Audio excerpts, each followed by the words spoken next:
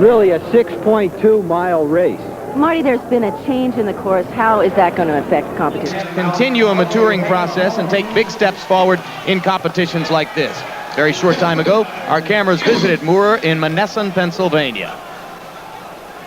Walking in the snow with the crisp crackling sound upon the mountaintop and in the valley below. You witness something great, like a cotton-covered world. You wish you were a part of it, falling from the sky. But then you stop to think, why? The gentle rhythms of scholastic poetry are a part of Michael Moorer's life, but so too are the violent rhythms of the ring. He has risen to become the United States amateur light middleweight champion, and by doing so has provided a welcome symbol of success amid the vacant steel mills and dormant smokestacks of hard-bitten Monessen, Pennsylvania. This is Michael's senior year at Monessen High School, and he realizes its importance. The cooking class is particularly close to his heart. Miss Kness, it's 6 ounces. He has talked to becoming a chef if boxing doesn't work out. Michael is the second of 6 children, and the support of his family helps him to deal with the rigors of a life spent in boxing and in school. They always giving me courage to go on and things like that, but I say my grandfather would be the best inspiration to me right now because he's put up with me and he taught me all I know right now. Michael's grandfather is Henry Smith, an ex-boxer whose ring career, like thousands of others, was cut short by the Second World War. Henry is now Michael's coach and trainer, and his pride in his grandson is the pride any benefactor will express to his inheritor.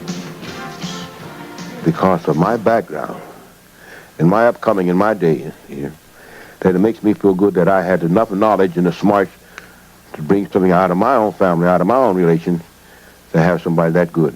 He knows me, and I can say he knows me more than I know myself sometimes. And he just knows what's right and what's wrong, and I go by his word. It just means a lot to me because I love boxing, you know.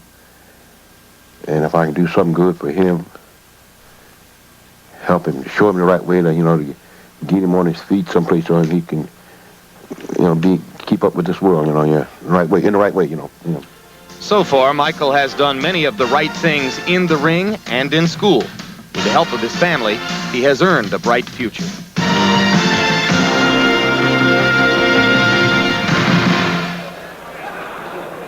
And very soon we will have an indication of how bright his amateur boxing future might be as he faces Orestos Solano. We will return after this commercial, and a word from your local Cuba is the light middleweight 156-pound class bout between Michael Moorer of the USA and Orestos Solano of Cuba. A big difference in experience here.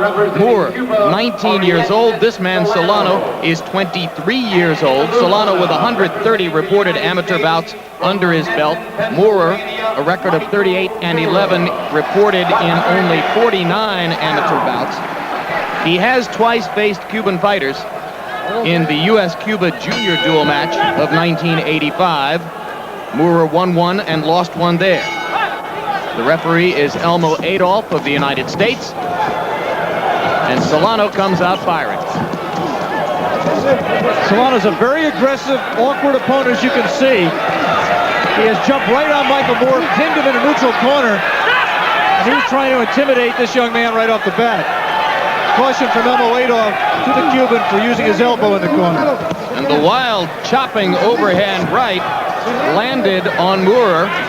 So Solano has seized the initiative here at the outset of round one. And you can see from the pace so far that this fight will be determined by conditioning and strength. And also, to a certain degree, by Moorer's ability to get away from the ropes. He's not going to score much here. Michael's problem is that although he does an awful lot of things well for such a young... Ooh, big left hand there by Solano. Although Michael does a lot of things well, one thing he does not do well is move, because if you can see on this shot, the size of his feet, he has size 14 feet. For a young man 5 feet 9 inches tall, he just cannot dance around the ring.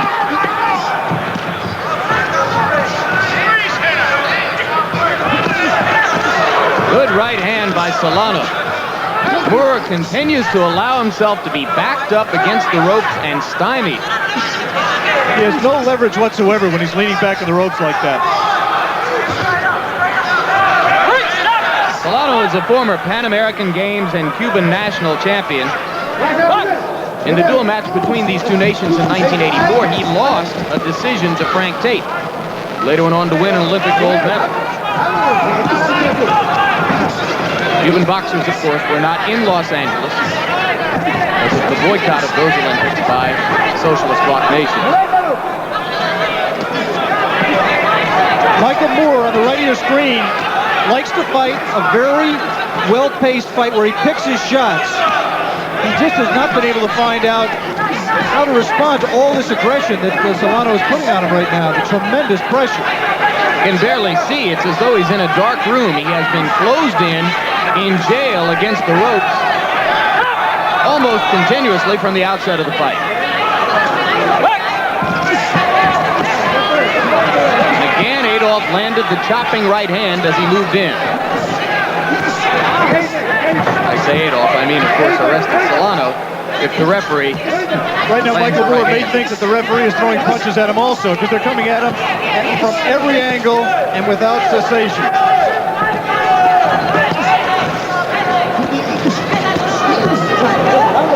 This has been a very discouraging round for Michael Moore of the United States.